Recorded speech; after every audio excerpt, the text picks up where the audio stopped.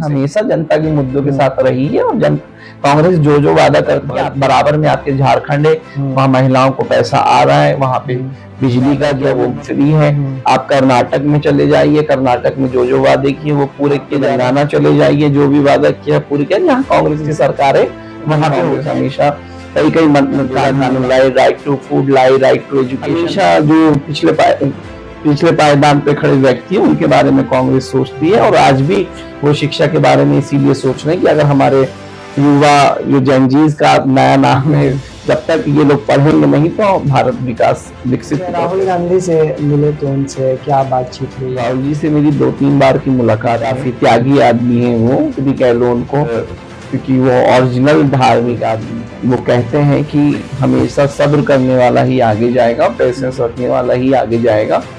क्योंकि अगर आपको लंबा चलना है, और हम लोग गांधी के लोग हैं, हमने हमेशा त्याग तपस्या सीखी है और हमें मोहब्बत के साथ काम को करना है। उनका एक था मोहब्बत की दुकान भी खोलेंगे, तो उनके साथ काफी चर्चाएं हुई भी हैं। उनके साथ सेल्फ डिफेंस हमने सीखा है कि अपने अंदर पेशेंस कैसे लाए। करते हैं बताया है कि आपको शॉर्ट टाइम रहना है तो आपको दम तोड़ देना है, अगर लॉन्ग टाइम रहना है तो बहुत धीरे धीरे आपको सांस लेना है ताकि आप लंबा टिके। जैसे अब कोई भीड़ है, अब सारी भीड़ में मुझे पकड़ा और मैं भीड़ को ताकत लगाऊं तो मेरी एनर्जी वेस्ट होगी। तो कहते हो अपने आप को उसी टाइम वहीं पे। देश में जब भी इलेक्शन होता है, नेता के द्वारा बहुत सारे वादे किए जाते हैं। हम 5 साल में आपको ये कर देंगे, 5 साल में बेरोजगारी खत्म कर दिया जाएगा, शिक्षा देंगे, हर एक तरह से। चाहे पीएम मोदी का 2014 में नौकरी देने का वादा हो, चाहे अमित शाह का 2020 में जो बाढ़ आ रहा है उस पे उन्होंने कहा था कि आसाम को बाढ़ मुक्त। झारखंड की कई माताएं बहनें दिल्ली के अंदर बर्तन साफ करने के लिए मजबूर हो जाती है। भाइयों बहनों, रोजगार आपको आपके प्रदेश में मिलना चाहिए कि नहीं मिलना चाहिए, आपके इलाके में मिलना चाहिए कि नहीं मिलना चाहिए। और इसलिए भाइयों बहनों, हमने मेक इन इंडिया का अभियान चलाया है। हम चाहते हैं छोटे छोटे कारखानों का जाल बिछे, छोटे छोटे कारखाने लगे, हर गांव गली मोहल्ले में रोजगारी का अवसर पैदा हो और नौजवान अपने ही इलाके में रोजगार कमाए ताकि शाम को अपने माँ बाप के पास जाकर के बैठ सके, माँ बाप के साथ सुख दुख बांट सके, माँ बाप के साथ बैठ करके रूखी सूखी रोटी खा सके। ये हमें करना है। आसाम की सबसे बड़ी समस्या है बाढ़। मैं आज इस सभा के माध्यम से पूरे आसाम की जनता को आश्वस्त करने आया हूं कि एक 5 साल हमें और दे दीजिए, आसाम को बाढ़ मुक्त बनाने का काम भारतीय जनता पार्टी करेगी। तो आप देखिए क्या हाल है। आपके अनुसार इस देश में ऐसा कानून लागू होना चाहिए जो नेता अपने वादे को पूरा नहीं करते उस पर सख्त कार्रवाई होना चाहिए। आपके अनुसार ऐसा कोई? देखिए, इसलिए मैं बार बार कह रहा हूँ आपको कि जनता जब चुनती है ना, सोच समझ के चुनना चाहिए। जुमलेबाजी वाली नेता तो आप जानते ही हो कौन है। 2014 के बाद से हमेशा एक विकास का काम को भी, अभी तो इन्होंने देखो ना, विकास के नाम पे जो मनरेगा कानून था उसको भी बदल दिया बीवी जी राम जी के नाम। हमेशा जनता के मुद्दों के साथ रही है और कांग्रेस जो जो वादा करती है बराबर में आपके झारखंड है, वहाँ महिलाओं को पैसा आ रहा है, वहाँ पे बिजली का जो वो फ्री है। आप कर्नाटक में चले जाइए, कर्नाटक में जो जो वादे किए वो पूरे किए। तेलंगाना चले जाइए, जो भी वादा किया पूरे किया। जहाँ कांग्रेस की सरकार है वहाँ पे होता है, लेकिन अभी 5-6 स्टेटों में उन्होंने जो जो वादे किए थे सब फेल है। रेखा गुप्ता ने कहा था हम जमुना को बहुत क्लीन बनाएंगे, गंगा माँ का दर्जा। आज जमुना का देखिए कितना बुरा हाल है। आई थी वो जमुना के स्लम एरिया को साफ कर रही है, गरीबों को घर से बेघर कर रही है। नमस्कार दोस्तों, आज के इस पॉडकास्ट में हमारे साथ मौजूद है मोहम्मद चांद शेख, जिन्होंने दिल्ली प्रदेश कांग्रेस से अपनी राजनीतिक यात्रा को आगे बढ़ाते हुए बिहार विधानसभा चुनाव 2025 में कांग्रेस की महत्वपूर्ण जिम्मेदारी संभाली और आज राजीव गांधी पंचायती राज संगठन में भी अपना महत्वपूर्ण भूमिका निभा रहे हैं। राजनीति के साथ साथ सामाजिक क्षेत्रों और विशेषकर महिलाओं के बीच उनके काम को लेकर इनकी एक अलग पहचान है। आइए इनसे बात करते हैं इन तमाम मुद्दों पे। बहुत बहुत शुक्रिया आपका। सबसे पहले शुरुआत हाँ जी, बहुत शुक्रिया। सबसे पहले शुरुआत करते हैं आपके व्यक्तिगत सफर का। राजनीतिक में कैसे आना हुआ, कैसे शुरुआत की है? मैं तो कैसे बताऊं आपको, क्योंकि हर एक लम्हा ही राजनीतिक सफर रहता है, चाहे वो सामाजिक हो चाहे वो राजनीतिक हो, दोनों का रास्ता एक ही है। जब मैं खुद एक 9 साल का था तो मेरी अपनी राजनीति में मेरे को बराबर ख्याल आते थे कि ये होता क्यों है, राजनीति है क्या, समाज के अलग अलग विकास के बारे में सोचना, स्लम एरिया के बारे में सोचना। एक ये एरिया है, एक सामने बिल्डिंगों वाला एरिया है, तो बस इन्हीं सबको सोचते हुए अपनी राजनीति को, वहाँ के मतलब तरह तरह के विचार आते थे और उसके बारे में मैं हमेशा सोचता था। उसी को सोचते हुए, जब कहते हैं ना कि जिस चीज पे आदमी मेहनत करना चाहता है तो वो उसी रास्ते पे जाता है, तो ये मेरा अपना राजनीतिक सफर रहा। सामाजिक कामों में लोगों के साथ जुड़ा भी, उनसे काम भी सीखा। लोगों के अलग अलग एक ऑर्गेनाइजेशन है, sequin centre for equality and inclusion, उनके साथ जुड़ा। उनका अक्सर लड़कियों के फुटबॉल में, गरीबों के उत्थान के लिए, शिक्षा पे, महिलाओं की कटिंग टेलरिंग के ऊपर काम करते हुए तमाम ऐसे कई मुद्दों पे हम लोगों ने काम शुरू किया और एक काफी लंबा सफर रहा उनके साथ। आपके राजनीतिक जीवन का सबसे बड़ा मोड़ कौन सा रहा है जिसके बाद आपके जीवन आसान हो गई? ये तो राजनीति का हर एक मोड़ ही मुश्किल होता है, तो उसी के संघर्ष में ही हमें लगता है कि यही हमारा, जब जब कोई बड़ी मुश्किल चीजें आती हैं तो जब उनसे हम लड़कर कामयाब होते हैं तो वो सफल ही समझ में आता है, वो रास्ता आसान लगने लगता है। अच्छा, दिल्ली प्रदेश कांग्रेस से लेकर बिहार विधानसभा 2025 में कांग्रेस के प्रभारी बनने तक का सफर कैसा रहा आपका? पॉलिटिकल काम, मैं तो सामाजिक काम में हमेशा रहा। कई सफर किए, कई यात्राएं निकाली देश भर में। दिल्ली से कलकत्ता साइकिल यात्रा रहा मेरा, मऊ लिंचिंग के खिलाफ मैं साइकिल से गया, राजघाट से शुरू किया, उसको कलकत्ता की हैदरी बिल्डिंग में समापन हुआ। हमारे हम 8 साथी थे टोटल, और उसके बाद कई छोटी छोटी पद यात्राएं की, और एक और यात्रा की जो बहुत हमारे लिए अहम यात्रा था वो। तो उन सफर के साथ साथ मुझे लगा कि सामाजिक काम ही पॉलिटिकल काम है। तो फिर जब राहुल जी से मेरी मुलाकात हुई भारत जोड़ो यात्रा में, उनसे मिलने के बाद ही मैंने फिर निर्णय लिया कि हमें पॉलिटिकल पार्टी को ज्वाइन करना चाहिए और हमें एक साथ मिलकर सामाजिक न्याय की जो लड़ाई है उनके साथ मिलके हमारा जो भी योगदान हो सकता है, हम पूरी चीजों को तो नहीं बदल सकते, लेकिन मैं जितना कर सकता हूँ उतना मेरे लिए काफी होगा। तो उसी के साथ 2023 में मैं कांग्रेस पार्टी को ज्वाइन, दिल्ली के एक अल्पसंख्यक कांग्रेस में जनरल सेक्रेटरी, स्टेट महासचिव के रूप में मुझे उन्होंने जिम्मेदारी दी, और उसी जिम्मेदारी के साथ साथ वहाँ पे स्लम में Maulana Azad slum education centre, इस टाइप के कई सारे सेंटर को ओपन किया, और जो पार्टी के जो भी मुद्दे होते थे उनको हम लोग प्रदर्शन के द्वारा हो, चाहे मीटिंग द्वारा हो या अभियान हो, उसको लेके हम लोग क्षेत्र में करते रहे। फिर उसी के 8 महीने बाद मुझे स्टेट वाइस चेयरमैन बना दिया गया दिल्ली का। फिर उसमें भी अपनी अलग भूमिका रही, अलग अलग काम मिलता रहा संगठन से, उसको करते रहे, और अपना एक हमारा अपना काम जो हमेशा समाज से जुड़ा हुआ है उसको भी हम लोग लगातार करते हैं, चाहे फूड रिलीफ का हो, चाहे ब्लैंकेट डिस्ट्रीब्यूशन का हो, इस तरह के हम लोग काम करते हैं। और उसी ऑर्गेनाइजेशन के साथ साथ जुड़ के खुदाई खिदमतगार के साथ मेरा एक अहम रोल है, क्योंकि आज जो कुछ भी मेरे पास है वो खुदाई खिदमतगार संगठन द्वारा दी गई है, और उसी में मैं एक नेशनल एग्जीक्यूटिव बॉडी का मेंबर भी हूँ। और फिर संगठन में अलग भूमिका रही। फिर उसी क्रम में मैंने कांग्रेस की ट्रेनिंगों को ज्वाइन किया, और फिर ट्रेनिंग के बाद फिर मुझे सीधा बिहार का 2 जिलों का डिस्ट्रिक्ट कोऑर्डिनेटर बना दिया गया, जिसमें मैंने 10 महीने अपना कार्य किया।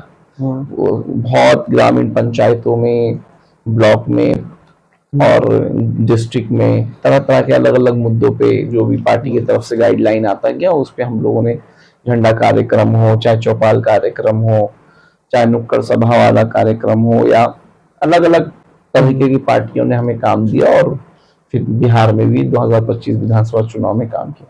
अच्छा, राहुल गांधी से मिले तो उनसे क्या बातचीत हुई आपकी? राहुल जी से मेरी 2-3 बार की मुलाकात है। क्या बातचीत हुई? किस वो काफी कहते हैं कि काफी त्यागी आदमी है वो, काफी संत भी कह लो उनको। एक क्योंकि वो ओरिजिनल धार्मिक आदमी है और वो कहते हैं कि हमेशा सब्र करने वाला ही आगे जाएगा, पेशेंस रखने वाला ही आगे जाएगा।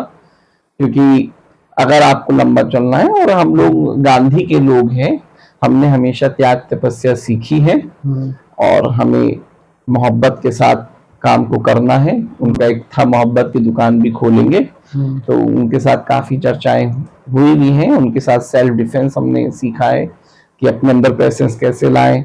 उनकी एक है जुजुत्सु करते हैं वो, उनके साथ जुजुत्सु भी किया है और उन्होंने बताया है कि आपको शॉर्ट टाइम रहना है तो आपको दम तोड़ देना है, अगर लॉन्ग टाइम रहना है तो बहुत धीरे धीरे आपको सांस लेना है ताकि आप लंबा टिके। जैसे अब कोई भीड़ है, अब सारी भीड़ ने मुझे पकड़ा और मैं भीड़ को ताकत लगाऊं तो मेरी एनर्जी वेस्ट होगी, तो वो कहते हैं अपने आप को उसी टाइम वहीं पे शांत हो जाओ, वो भीड़ कब तक जकड़ेगी आपको।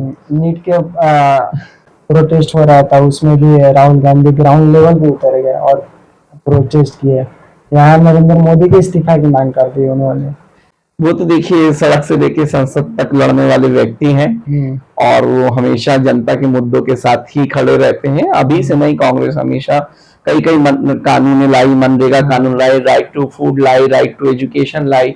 हमेशा जो पिछले पायदान पे खड़े व्यक्ति हैं उनके बारे में कांग्रेस सोचती है और आज भी वो शिक्षा के बारे में इसीलिए सोच रहे हैं कि अगर हमारे युवा जो जेनजीज का नया नाम है, जब तक ये लोग पढ़ेंगे नहीं तो भारत विकसित की तरफ कैसे जाएगा। अच्छा, आपका कौन से लीडर रोल मॉडल है?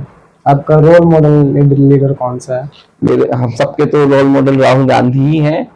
बाकी हमारे जो गांधी के रास्ते पे चलने वाले हम लोगों को जो दिखाते हैं रास्ता, वो सचिन राव जी हैं, मीनाक्षी नटराजन जी है, जो एक सच में गांधीवादी और गांधी वैचारिक हैं। और दूसरा हमारे जो सद्भावना के ऊपर हमें हमेशा सिखाते रहे हैं, फैसल खान खुदाई खिदमतगार के जो हैं, उनके साथ हम लोग जुड़कर काम। बढ़ते हैं अगले सवाल की तरफ। दिल्ली की राजनीति और बिहार की जमीनी राजनीति में आपको सबसे बड़ा अंतर क्या दिखाई देता है? ये बिहार की राजनीति एक जाति की सबसे बड़ी राजनीति रही है बिहार में, और दिल्ली में हमेशा कामों के ऊपर राजनीति होती है। सीरा जी ने बहुत काम किया, कांग्रेस की सरकार रही, फिर आप पार्टी आई अलग अलग फ्री योजना लेकर, चाहे बिजली फ्री हो, पानी फ्री हो। तो दिल्ली में हमेशा विकास के नाम पे ही चुनाव लड़ा। बिहार में बहुत टफ है क्योंकि यहाँ पे एक राजनीति जो है वो जातिवाद की राजनीति है, तो इसीलिए आज हम लोग बिहार में शायद बहुत पिछड़े हुए भी हैं और बिहार के लोग बहुत अच्छे हैं। अच्छा, क्या रीजन आ रहा है कि यहाँ की जो जनता है बिहार के, वो जातिवादी में बटे हुए हैं? वही है कि एजुकेशन की थोड़ी, तो क्योंकि ग्राउंड लेवल पे एजुकेशन की बहुत कमी है। भले ही बिहार से बहुत बड़े बड़ी हस्तियां निकली हैं, आपके सिवान में डॉक्टर राजेंद्र प्रसाद जी रहे हैं और एक विकास के नाम पे शहाबुद्दीन साहब को भी जाना माना जाता है, और लेकिन हमेशा हम लोगों के जो बिल्कुल आखिरी पायदान पे जो लोग खड़े हैं उनको पता ही नहीं है कि शिक्षा क्या है। अगर शिक्षा, क्योंकि बाबा साहेब ने पहले ही आपके अधिकार को बता दिया था, शिक्षित बनो, तो उन्होंने तो कहा, उनका कहने का रीजन ही यही था कि जब तक हम पढ़ेंगे नहीं, शिक्षित नहीं बनेंगे तो हमें हमारे अधिकार के बारे में कैसे पता होगा। तो आज यहाँ पे क्या है कि आप यादव है तो यादव सपोर्टर है, भूमियार है तो भूमियार सपोर्टर है, तो तरह तरह के मतलब जितने भी है वो अलग अलग छोटी छोटी पार्टियों में यहाँ पे बटे हुए हैं। लोजपा जैसे पार्टी है और भी जितेंद्र मांझी जी वाली पार्टी है, तो लोग अपनी जाति के नाम पे उन्होंने पार्टियां बना बना के बांट दिया है और फिर लास्ट में जो भी हुकूमत में रहती है उसके साथ गठबंधन करके कार्य को करती है, इसलिए विकास होना बहुत मुश्किल होता है। बेसिकली मेन रीजन यही है कि ग्राउंड लेवल पे शिक्षा की कमी है, एजुकेशन की बहुत ज्यादा कमी है। जागरूकता भी कह सकते हैं, एजुकेशन ना भी कहें, जागरूक की कमी है। एजुकेशन तो बिहार में देखा है मैंने कि बिहार के काफी बच्चे दिल्ली शहर जैसे अनजान जगहों पे जाके शिक्षा लेते हैं। ज्यादा है, फ्लाइंग तो एक बहुत बड़ा मुद्दा बिहार के लिए है कि अब आपने देखा भी कोविड जैसे टाइम में किस तरीके से फ्लाइंग वाले लोगों के साथ कितनी मजबूरियां आई, कितने लोग रास्ते में मरे भी। तो बेरोजगारी तो बिहार में है। अच्छा, बिहार की राजनीति को आप कैसे देखते हैं? क्योंकि 2020 में जो विधानसभा इलेक्शन हुआ था बिहार में, उसका जो सिनेरियो था वो अलग था। जो रिजल्ट आया था वो सिमिलर रिजल्ट था। बहुमत किसी भी पार्टी में जा सकती थी, एनडीए में भी जा सकती थी और इंडिया का भी बहुमत बन सकता था। लेकिन वही चीज जब 2025 में देखा गया तो एकदम बहुत बड़ा डिफरेंट था।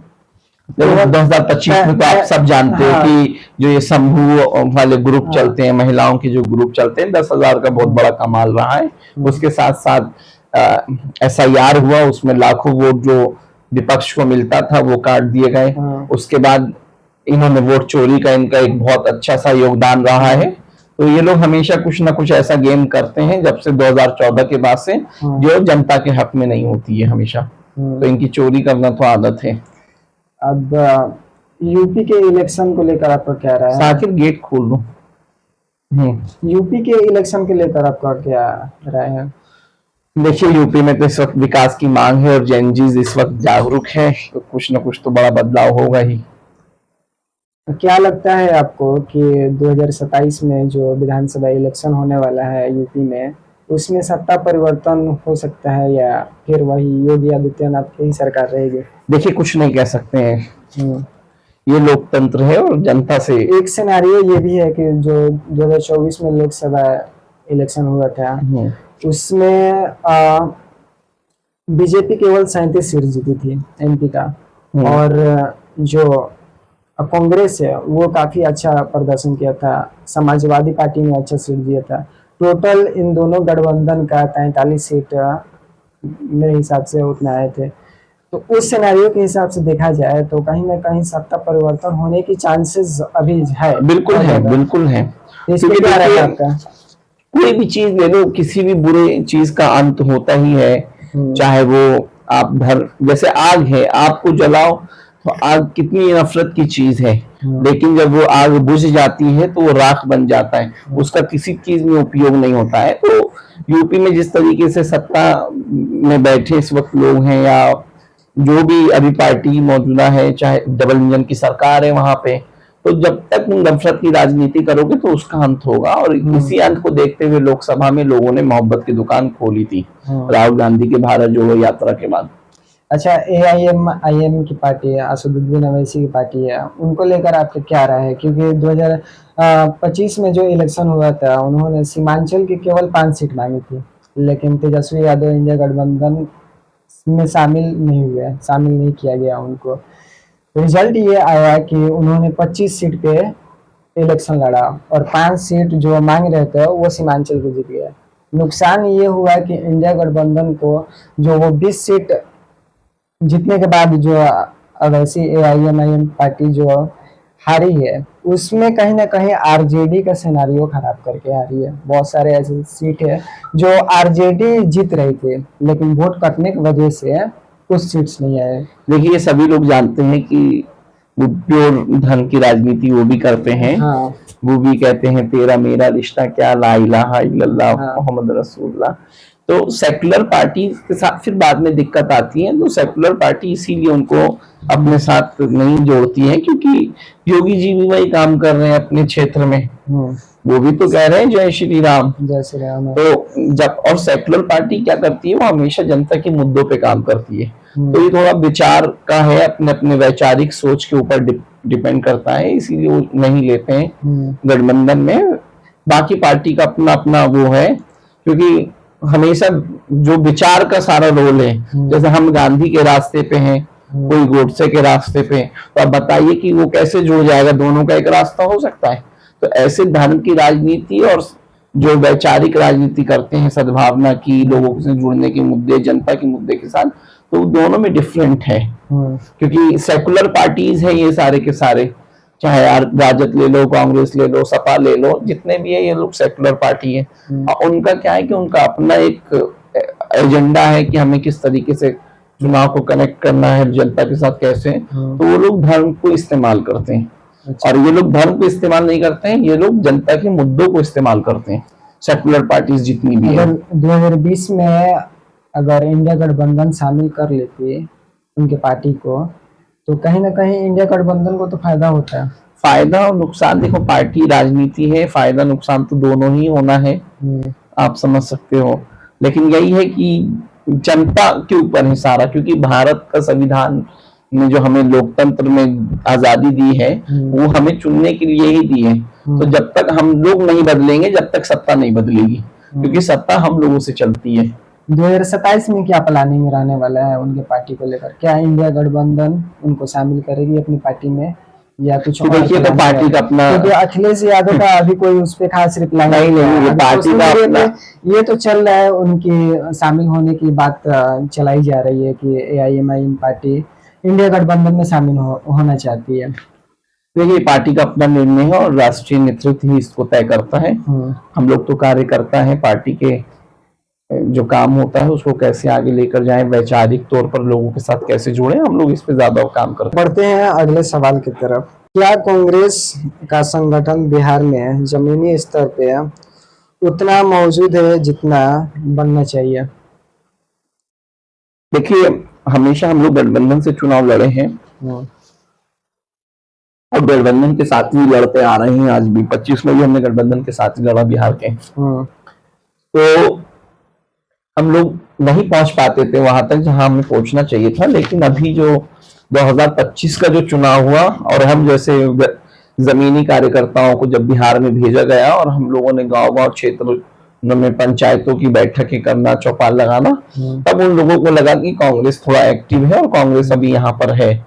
तो थोड़ा सा बिहार में कांग्रेस की तरफ रुझान आया है लोगों का और हमें लगता है कि जब हम सही कार्य करने लगेंगे तो लोग हमसे जुड़ेंगे और हमें पूरी उम्मीद है कि हम लोग पंचायती राज द्वारा जो हमारी सभाएं या चौपाल या सर्वोदय कैंप होते हैं उनके द्वारा हम लोगों को तैयार करेंगे और संगठन को मजबूत करेंगे बिहार में। अच्छा, राजनीतिक के अलावा सामाजिक क्षेत्र में भी आपका सक्रियता रही है। महिलाओं के बीच काम करने की प्रेरणा आपको कहाँ से मिली? देखिए महिलाओं के लिए, क्योंकि हमारे घर में हमारी माँ होती है, बहनें होती हैं और हमें पता चलता है कि उनके साथ कितना बड़ा स्ट्रगल होता है, घर के काम, टेंशन, परिवार चलाना। एक आम आदमी तो घर में कमा के दे सकता है लेकिन वो इतना नहीं मतलब अपने आप को कोऑपरेट करता है फैमिली के साथ, वो तो तनख्वाह दे देते हैं। लेकिन हमारे माँ कैसे घर चलाती है वो हम जानते हैं, क्योंकि हम छोटे छोटे थे, हमें पता था कि इसमें जो है काफी खर्चा आता है। हमारी ट्यूशन है, पढ़ाई है, घर का खर्चा है, दवाई है, फिर गेस्ट है। तो हमें लगता था, तो मैं महिलाओं के प्रति हमेशा सोचता था कि इतना काम महिलाएं क्यों करती हैं, ये तो कोई भी कर सकता है। जब थोड़ा मैं और बड़ा हुआ तो मुझे समझ में आया कि एक पितृसत्ता भी एक वर्ड है, जो मर्दानगी, जैसे अब बच्चा भी है तो वो भी अगर लड़का है तो वो महिलाओं पे हुक्म कर सकता है। तो ऐसे सोचते सोचते फिर मैं बाहर निकला और देखा कि इतना प्रॉब्लम होने के बाद महिलाएं घर से बाहर काम करने भी निकल गई। तो हमारे यहाँ वो एरिया में हमेशा सबसे ज्यादा डोमेस्टिक वर्कर ओखला में थी जो घरों में काम करती थी। तो उनसे मेरी बातचीत हुई, मैं उनसे पूछता था आप काम करने जाती हो तो कितने रुपए मिलते हैं, आप काम कर रहे हो तो क्या आपको छुट्टी मिलती है या नहीं मिलती है। बहुत बड़ा सवाल था, क्योंकि छुट्टी तो सबका अधिकार है। तो उन्होंने कहा नहीं बेटा, हम लोग, हमारे बच्चे बीमार हो जाते हैं, अगर हम छुट्टी भी कर लेते हैं तो हमारी तनख्वाह कट जाती है। तो बहुत एक अजीब लगा कि मतलब इतनी मेहनत करने के बाद अगर एक छुट्टी भी आदमी कर ले तो उसका पैसा काट लिया जाता है। तो ये तो बहुत बड़ा सवाल रहा अपने में। तो ऐसे करके महिलाओं के साथ काफी चर्चाएं की। फिर उसके बाद में और संगठनों से जुड़ता गया, लीगल सेल्स वगैरह से काफी जो वहां पे काम करती थी खुदाई खिदमतगार द्वारा। तो उनके अवेयरनेस के प्रोग्राम, उनके लिए लीगल हेल्प डेस्क लगाना, बातचीत करना, उनको जागरूक करना कि आपके क्या क्या अधिकार हैं अगर डोमेस्टिक वर्कर आप हैं तो फिर एक दिन हम लोगों ने सबने प्लान किया कि अब हमें छुट्टियों के लिए ऐलान करना चाहिए और सारे कामों को 2 दिन के लिए रोक देना चाहिए। जब तक ये हमारी मांग पूरी नहीं करेंगे तब तक हम लोग काम पे नहीं जाएंगे। महिलाओं का सबसे बड़ा समस्या क्या है जिसको आप देखकर उसको बदलना चाहेंगे? महिलाओं के साथ सबसे बड़ी समस्या यही है कि उनके पास प्रेशर बहुत है फैमिली का। फैमिली प्रेशर में वो झुलस जाती हैं।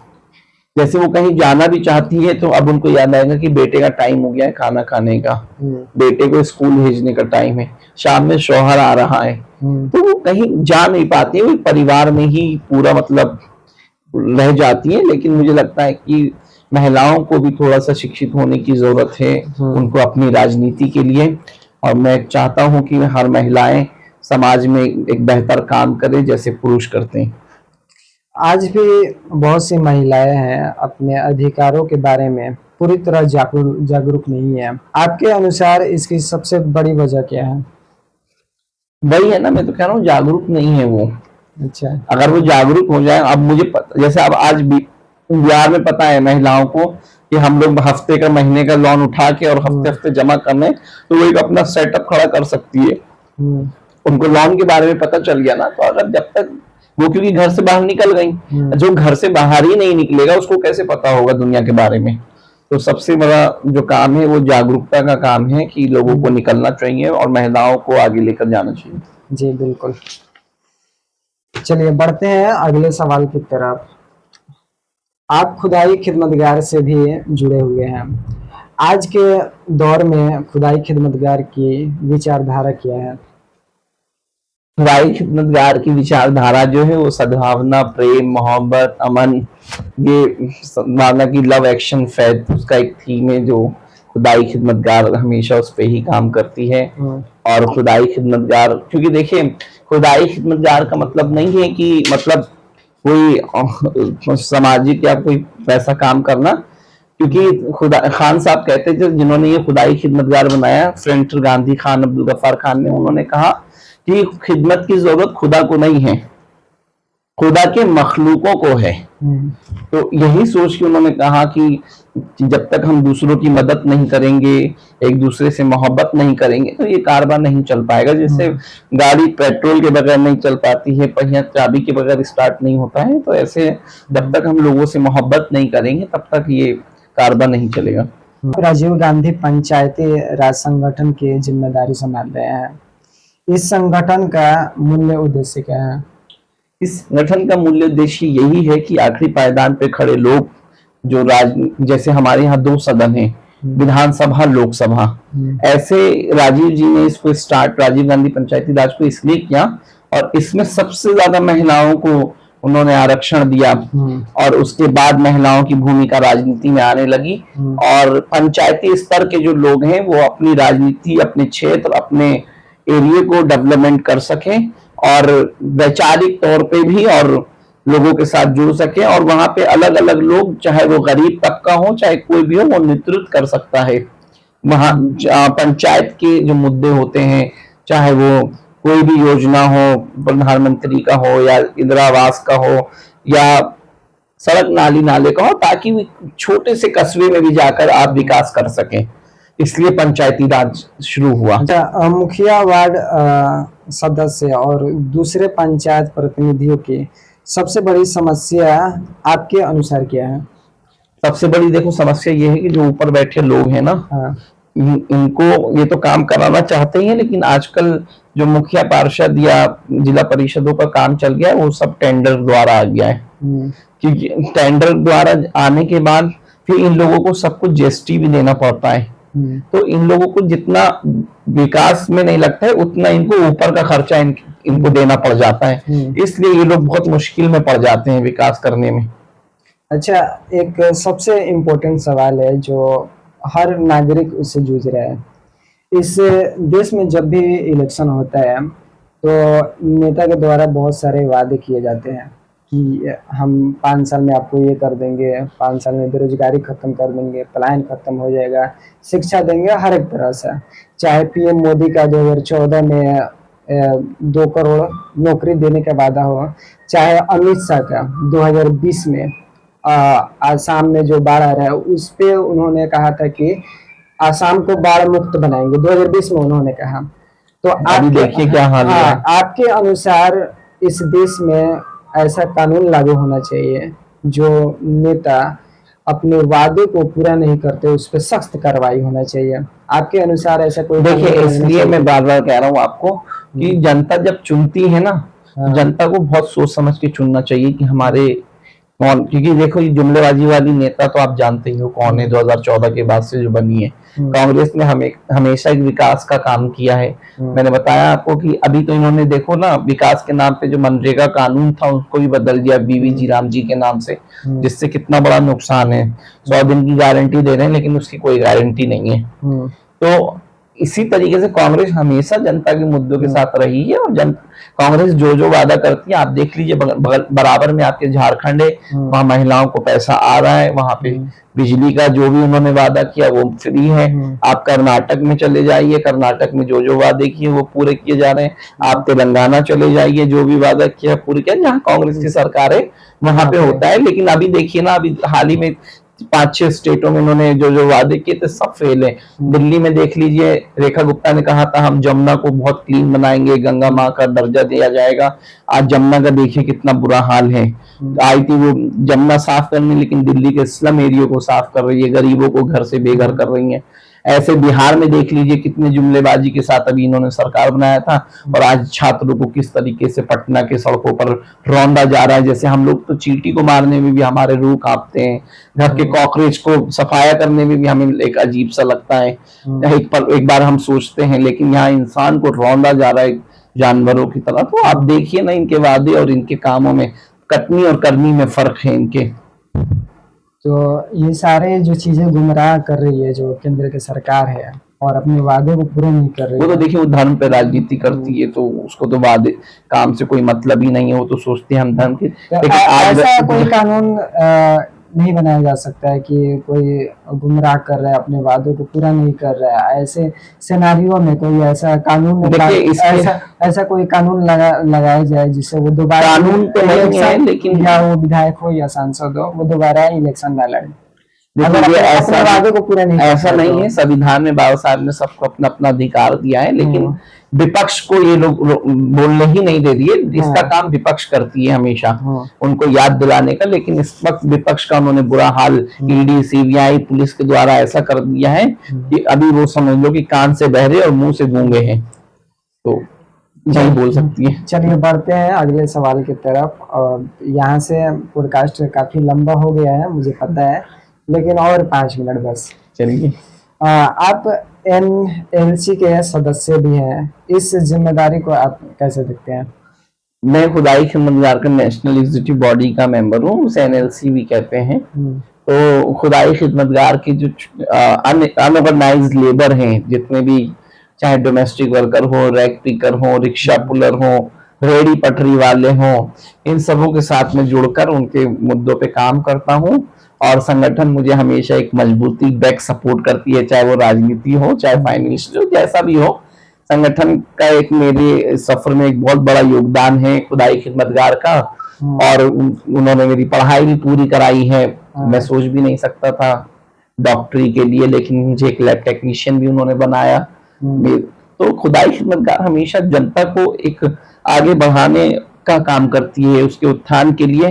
जो सेनेटर गांधी खान अब्दुल गफ्फार खान ने कहा था, और ये गांधी जी का जो सपना था, वो मुझे लगता है कि खुदाई खिदमतगार उस काम को बहुत अच्छे से करती है। और उन्होंने हमेशा, चाहे नेहरू जी का काम देखिए कि कितना रहा, तो सब जैसे उस टाइम के जो लोग थे, वैचारिक थे, उन सभी मुद्दों पे जो उनके विचार थे, उस पर खुदाई खिदमतगार काम करती है। अच्छा, क्या आपको लगता है कि राजनीति में आने वाले व्यक्ति का पहले समाज के बीच काम करना जरूरी है? हाँ, जरूरी है। देखो, जब आज जो हालात बने हैं वो इसीलिए बने हैं कि उन्होंने जनता के साथ काम ही नहीं किया है। अच्छा, अगर वो जनता के साथ काम कर लेती तो उनके दिलों में रहम होता।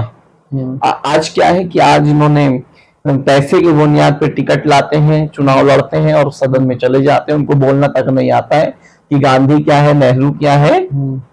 आप देखिए उनके बारे में, या जो भी हमारा पीछे का समय गुजरा हो, उनको उनके बारे में भी नहीं पता होता है। एक ऐसे पूंजीपतियों को टिकट मिल जाता है जो चुनाव लड़ते हैं और सीधा सदन में चले जाते हैं, सिर्फ हो हल्ला और धर्म की राजनीति करते हैं। मुझे लगता है कि सबसे पहले इनको समाज के कामों में लगाना चाहिए, और भूखे को खाना खिलाए, प्यासे को पानी पिलाए, किसी के यहाँ कोई हादसा हो गया उसके सर पे हाथ सहलाए, तो उनको दर्द का एहसास होगा। चलिए अब बढ़ते हैं आगे रैपिड फायर की तरफ। ये है 10-12 ऐसे सवाल हैं, इसमें आपके सवाल हमेशा, हाँ 10-12 सवाल है, तो इसका जो जवाब है बस शॉर्ट है, 4-5 सेकंड का जवाब है। जी जी, बस। तो शुरू करते हैं पहले सवाल से। नेता बनना आसान है या नेता बनने रहना? देखो, कोई काम आसान नहीं है आज के दौर में। दोनों में से कौन सा आसान है, नेता बनना या बने रहना? नेता बनना बहुत मुश्किल है और नेता बने रहना बहुत आसान है। चलिए, राजनीति में आपका रोल मॉडल कौन कौन है? आपने बताया राहुल गांधी। हाँ, राहुल गांधी ऑफ कोर्स इस वक्त पूरे जेन जीस के हों, चाहे हर मुद्दे को लेके हों, इस वक्त राहुल गांधी है। कांग्रेस की सबसे बड़ी स्ट्रेंथ क्या है? उनके साथ जनता है, मजबूती है कांग्रेस की। आज भी आप देखिए ना, सड़क पे राहुल जी लड़ रहे हैं तो उनके साथ कौन खड़े? जनता है ना। और राहुल ये जो पीएम सड़क से गुजरते हैं तो लोग नहीं होते, काला झंडा दिखा देते हैं। तो राहुल गांधी के पास जनता है। 2024 में तो बहुत अच्छा कांग्रेस पार्टी ने की थी लोकसभा इलेक्शन में। 2029 में क्या उम्मीद है? 29 में भी हमें पूरा यकीन है कि हम इससे और बेहतर आगे जाएंगे। जी। किस नेता की भाषण शैली सबसे अच्छी लगती है आपको? राहुल गांधी की है। कि हमारा नेता देखिए ना, कल इलाहाबाद में भी उन्होंने कितनी अच्छी स्पीच दी। उन्होंने कहा नफरत मिटा दीजिए दिलों से। जिस इंसान ने नफरत को मिटा दिया वो ईश्वर और खुदा का प्यारा हो जाता है। तो वो उसकी बात कर रहा है, तो क्यों नहीं वो प्यारा होएगा। चलिए, युवाओं के राजनीति में भागीदारी बढ़नी चाहिए? जरूर बढ़नी चाहिए। चलिए, भाषण देना पसंद है या जनता के बीच बैठना? जनता के बीच बैठना सबसे ज्यादा जरूरी है। क्या आपको लगता है कि कांग्रेस को बिहार में अपनी राजनीति में बड़ा बदलाव की जरूरत है? हाँ, कांग्रेस को नहीं, हर जो हमारे विपक्ष में बैठे लोग हैं सबको काम करने की जरूरत है। कांग्रेस की सबसे बड़ी कमजोरी विपक्ष है या अंदर की व्यवस्था? नहीं, कांग्रेस की कोई कमजोरी नहीं है। कांग्रेस एक खुद अपने आप में पिलर है। तो अब ऊंच नीच हर जगह होती है, परिवार में भी होता है। कोई भाई खूब ज्यादा एक्सपर्ट होता है तो कोई कमजोर होता है। तो ऐसा कोई अंदर या बाहर कोई कमी नहीं है, क्योंकि कांग्रेस एक बहुत बड़ी संगठन है जो अपने आप में मजबूत है। अगर आपको बिहार में कांग्रेस के केवल 3 बड़े बदलाव करने का अवसर मिला तो आप क्या बदलेंगे? मुझे लगता है कि हेल्थ और शिक्षा पे बहुत काम करने की जरूरत है बिहार में। हेल्थ और शिक्षा पे। अगर आपको देश और रोजगार, तीसरा। 3 हो गया। अगर आपको देश के महिलाओं के लिए केवल एक बड़ा बदलाव करने का अवसर मिले तो आप क्या बदलाव करेंगे? पहले तो हमें महिलाओं को खुद ही अपने घर से बाहर निकालना चाहिए। उसकी बहुत जरूरत है, क्योंकि महिलाओं को पहले ही परिवार में डरा दिया जाता है कि आप एक महिला हो। तो हमें लगता है कि पहले हम अपने आप से शुरू करें, महिलाओं को निकाले। तो मुझे लगता है जब महिलाएं खुद बाहर जाएंगी तो वो अपना डिसीजन ले पाएंगी। और वो मुझे लगता है कि राजनीति में भी बहुत अच्छी भूमिका होगी अगर हम लोग उनको आगे लाएं। आज पति बीवी को तो खड़ा कर देता है, लेकिन सारे हुकूमत पति चलाता है, चाहे वो जिला परिषद में हो, पंचायत में हो, वार्ड में हो। बीवी सिर्फ एक फोटो पे और एक साइन के लिए रह जाती हैं। तो हमें लगता है कि उनको ही नेतृत्व देना चाहिए। क्या सामाजिक सेवा और सक्रियता राजनीति को साथ लेकर चलना संभव है? हाँ, क्यों नहीं संभव। चलिए, क्या आपको लगता है कि राजनीति में आने वाले व्यक्ति को पहले समाज के बीच काम करना चाहिए? तो ये थे रैपिड फायर का सवाल पूरे समाप्त होता है। और बहुत बहुत शुक्रिया दिल से। अरे आपका भी बहुत शुक्रिया कि आपके माध्यम से लोग देखते हैं और आप लोग बहुत अच्छा काम करते हैं, जनता के मुद्दों को उठाते हैं, क्योंकि आप तीसरा स्तंभ भी हैं सभी भारत का, जो आप जनता को जागरूक करते हैं। तो आपका भी बहुत बहुत शुक्रिया कि आपने हम जैसे छोटे से बस्ती से उठा के आपने अपने पॉडकास्ट में हम लोगों को बुलाया। मुझे आपका शुक्रिया अदा करना चाहिए। ये हमारी खुशनसीबी है कि हमें आपके साथ पॉडकास्ट करने का मौका मिला। बहुत बहुत शुक्रिया आपका।